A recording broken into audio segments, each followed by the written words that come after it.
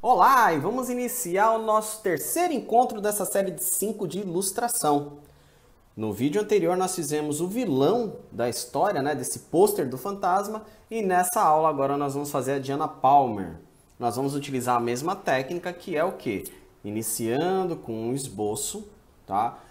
Deixa eu explicar um pouco como é que funciona o esboço que eu faço. Geralmente eu trabalho com a silhueta, porque eu gosto de pensar primeiro no espaço negativo da forma, né? Eu gosto de pensar como é que eu vou trabalhando a forma e depois eu vou trabalhando melhor os detalhes. Então veja que eu comecei pela estrutura do cabelo e tudo mais, e aí eu vou construindo mais ou menos os desenhos iniciais, né? Os traços iniciais da personagem. Ah, Isso para mim é interessante, porque geralmente eu trabalho ou no notebook ou no celular, então eu ter uma noção do tamanho, da proporção da figura é muito importante para o meu tipo de trabalho. Então eu não começo com os detalhes, por exemplo, né? Ou com um espaço positivo, eu começo com um espaço negativo. Aí a partir do momento que eu tenho uma noção da proporção, do tamanho, aí eu vou partindo, como vocês podem ver, para o espaço positivo, que é o espaço dos detalhes da personagem. Outra coisa também que vocês podem observar é que o rosto dela, ela tá relativamente grande aí. Por que que acontece isso? Porque é um desenho do qual, além de fazer bastante rápido, eu não estou tão preocupado com as proporções milimétricas, né? O meu objetivo aqui é estilizar, meu objetivo é trabalhar uma linguagem mais próxima do cartoon, né? Então eu vou fazendo o corte, como vocês podem estar observando, eu vou fazendo os cortes aos poucos, eu vou tirando a proporção, tentando acertar, deixando mais harmonioso a figura. Eu particularmente não gosto de trabalhar com simetria automática, que tem em diversos softwares. Eu acho que fica muito mecânico o desenho, tá? São poucos casos que eu uso a simetria, então eu prefiro ir acertando no olhômetro mesmo, que vai me dando mais, vai me deixando mais interessado no desenho. Essa que é a verdade, né? Aquele desenho muito mecânico eu perco o interesse muito rápido, então eu prefiro fazer uma coisa mais manual, mesmo se tratando de estar trabalhando num notebook, com um tablet ou algum objeto móvel, né? Reparem que eu fui trabalhando o nariz da personagem, o nariz eu deixei ele bem pequenininho, porque eu acho que reforça mais, né, a figura da personagem, eu acho que fica mais bonito, o nariz menorzinho, e aumentei os lábios dela. E reparem que o rosto dela é bem quadriculado, então fiz questão de enfatizar esse quadriculado para que a personagem fique mais interessante. Outra coisa também que eu realizei, o corpo dela tá mais virado, né? Tá mais para o centro do que da referência da figura. A referência ela tá mais inclinado a figura em si, né? Eu quis trazer um pouco mais porque eu queria enfatizar mais o lenço dela, né? Esse fecho que ela tem na blusa, né, com esses 3 botões, e dar um pouco mais de corpo para ela, dar um pouco mais de presença, tá certo? Na questão dos cabelos, uma dica que eu dou para esse tipo de cabelo bem, que é liso, mas ele tem as pontas encaracoladas, é você fazer linhas, uma para cima, uma para baixo, que você vai dar uma noção maior de movimento, tá? Lembrando que nós estamos utilizando como uma direção de arte os quadrinhos, nós estamos utilizando aquela linha de estrutura gráfica mesmo, como se fosse um nanquim, né, no papel. Tá? Então, nesse caso, os desenhos gráficos eles não vão ter tonalidades de cinza. Então, para você gerar o movimento, é muito importante que você varie o pincel e varie os movimentos das pinceladas, tá? Com pinceladas bastante definidas também, isso é muito importante. Procure não ser vacilante na hora de você fazer as pinceladas, tá?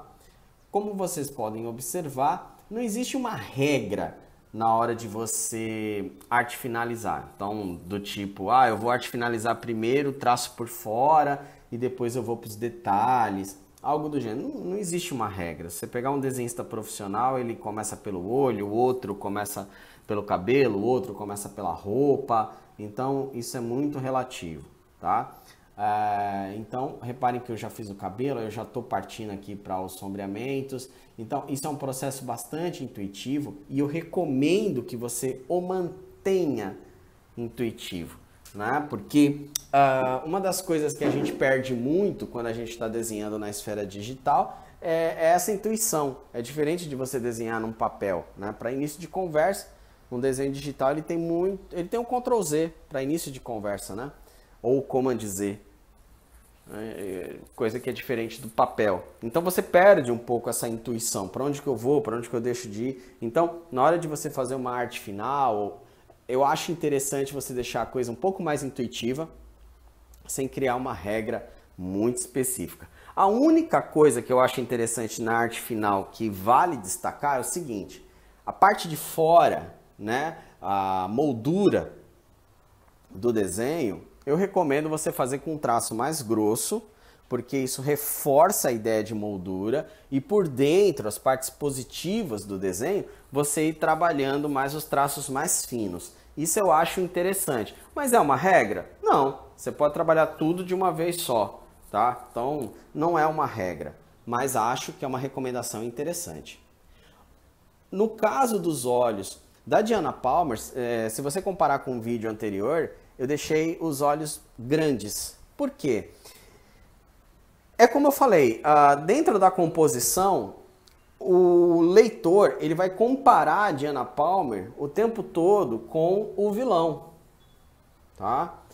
Então, tudo que eu puder fazer de oposto ao vilão vai reforçar um e o outro. Então, o vilão eu fiz com os olhos pequenos. Na verdade, tem um olho pequeno e um outro um pouco maior, mas mesmo o olho maior, ele está configurado como um olho pequeno.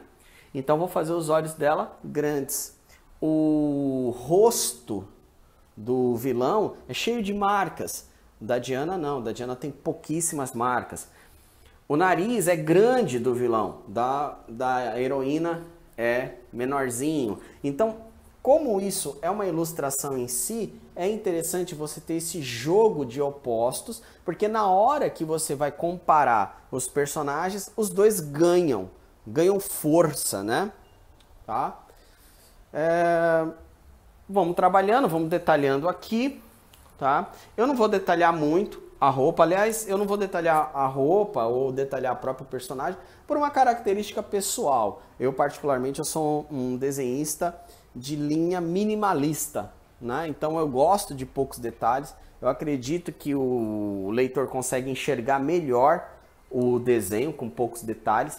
Eu acho que o excesso de detalhes é para quem gosta de um trabalho virtuoso, né? E nada contra, mas aí eu acho que tem outros desenhistas mais indicados.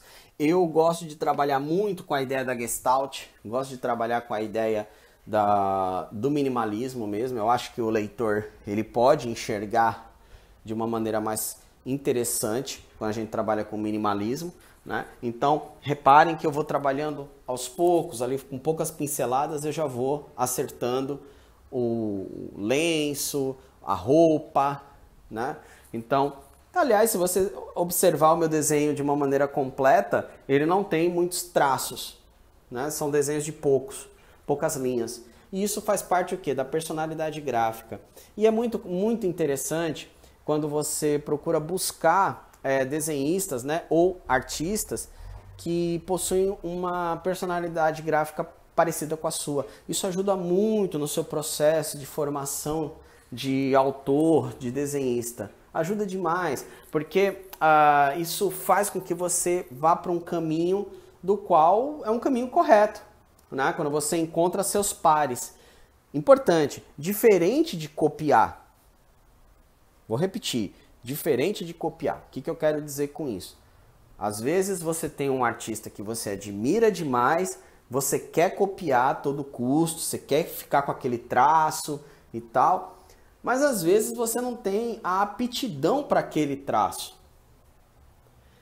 Quando você descobre a sua própria personalidade gráfica, observa o seu trabalho e começa a buscar seus pares, você começa a fazer parte de uma comunidade e você começa a entender o processo criativo do outro.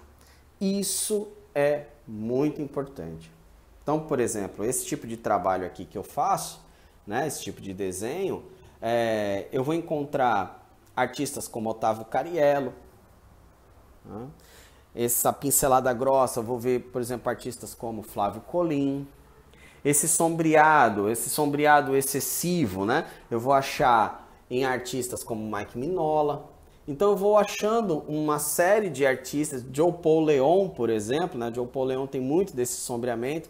São artistas que não necessariamente têm o mesmo traço que o meu, mas ele tem ecos dos quais me interessa enquanto um arcabouço, e isso vai me ajudando a reforçar a personalidade gráfica. Um exemplo está no cabelo da Diana Palmer. Veja que eu utilizei a parte de preto para reforçar o rosto dela. Onde foi que eu fiz isso? No outro personagem também. Eu fiz o cabelo preto para poder reforçar o rosto. Ou seja, isso é uma marca da minha personalidade gráfica. Pergunto a você, qual é a marca da sua personalidade gráfica? Isso é algo que você pode pensar, que você pode trabalhar e rever. Isso vai te ajudar muito no seu desenvolvimento pessoal enquanto artista. Bom, pessoal, estamos chegando no final de mais um vídeo, terceiro da série de 5. Se você gostou, peço que você curta. Isso ajuda demais a gente, ajuda muito a desenvolver melhor esse canal, essa série de vídeos. E se esse vídeo ajudou você na sua formação enquanto artista, peço que você se inscreva no canal, porque toda semana nós temos workshops dos mais variados temas acerca de desenho, design, ilustração, editoração, infografia, dentre outros. Tá? Bom, pessoal, lembrando que esse desenho depois vai ser acoplado, né, a série de desenhos que nós estamos fazendo para poder formar a ilustração, ok? Bom, pessoal, então, só para a gente finalizar, o desenho aqui é o esboço, a arte final, comparar com a figura, né, para ver se tá tudo ok, né? Vamos ver o desenho isolado. Olha só, o esboço com o desenho final, tá? É sempre bom a gente ter esse estudo, né? A gente observar.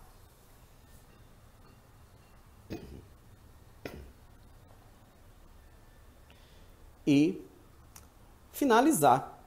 Meu muito obrigado.